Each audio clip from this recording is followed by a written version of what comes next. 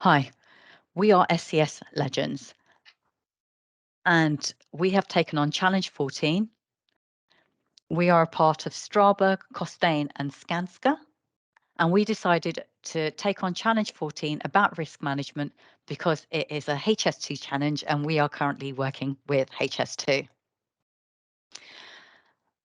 The outcomes we have set ourselves are to ensure that we are confident ensuring all risks are being identified. And our solution helps to promote an enterprise-wide risk management process that ties in with HS2's strategies and risk appetite. By using the data provided, we are able to use machine learning to build a risk simulation, and from that, we built reports to help control the risks within the organization. So our first step was to analyze the historic risk register that had been provided. And with that, we looked at commonly used words. So we analysed the data in the historic risk register by looking at the title of the risk, the description of the risk, and the consequences of the risk. We then applied our algorithm, which then allocated a risk score. Now, if you look at this slide, in the top left-hand corner, you've got all the different types of commonly used words that appear across all the different levels of risk. And then you can see on the right-hand side in the bottom corner, the number of times the words appear.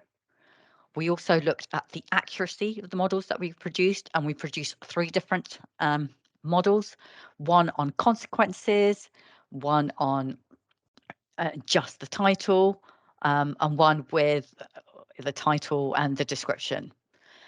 We then took that model and we created our reports. Now, the benefit of our model is that we're able to ascertain that low-level risks have words associated with delays, high-level risks have words associated with impact and cost. The benefits of using machine learning is, well, one, our model allows us to carry out comparison checks between the risk manager score and our own simulations risk score. Secondly, where you have data sets with missing values, as we did, the model used the common descriptors to calculate the probable risk and the associated cost with those risk predictions. And then finally, the model helps to reduce human error and any inconsistencies and bias that occur when you're working across large organizations.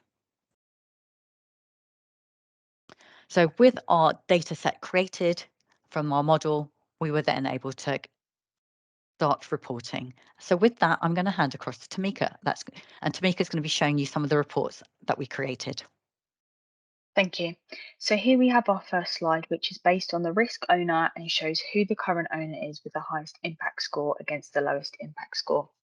There are multiple drop-down options that will give you detailed information for every page on each owner, manager, closed status, and business unit. The table on the right then gives further information on the risk owner description, consequences, and status on whether it was closed and transferred, closed and impacted, or closed and treated. Here's an example. These cards, so this leads to our performance page, and these cards show how many risks are currently in each category, as well as the total. Again, using the drop-down menus, this will help categorize how many the risk owners and managers have assigned to them. This column chart shows the risk outcomes, which helps identify the good risks against the bad risks. For example, we could class risk transferred as a bad risk due to it being dealt with outside of our area. So therefore, we have no way of measuring and ensuring the risk is on track and could potentially cause further delay, which is out of our control.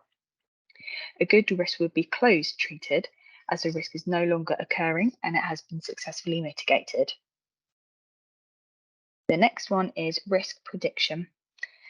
So the score coding is where the risks are currently and where they think they should be categorized in future. This prediction is a comparison against the risk ID and current rating, consequence, and the prediction algorithm, which Seema has explained a few moments ago. The risk prediction on consequences represents the score code advising where the predicted consequence is at the moment and in the future. And if you click on the right visual, and you can click on drill through and click on the detail, which is our final slide, which has all the information on there. So with this prediction algorithm in place, it will help determine how risks can be managed in the future and how milestones can be achieved. It will also ensure that any delays can be detected in an earlier stage and could potentially expire as it's not been materialised. Rather than using an opinion to give a risk rating, we can base the risk rating on factual evidence. And with that, I will pass it back to Seema. Thank you, Seema. Thanks, Tamika. So that takes us on to our final three questions, the questions set by the judges. The first one was about what we do if we had more development time.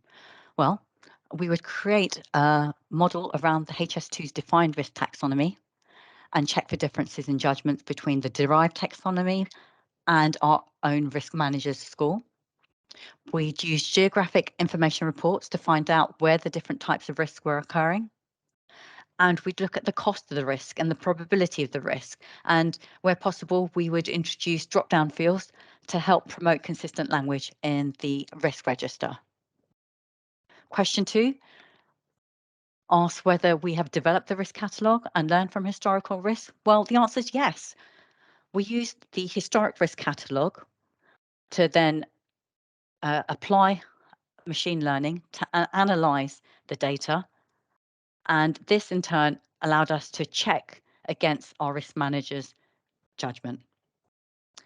And then finally, with question 3, how would a senior decision maker use the outputs from our tool?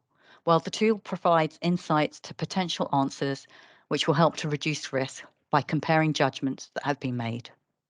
And this could help reduce risk and costs.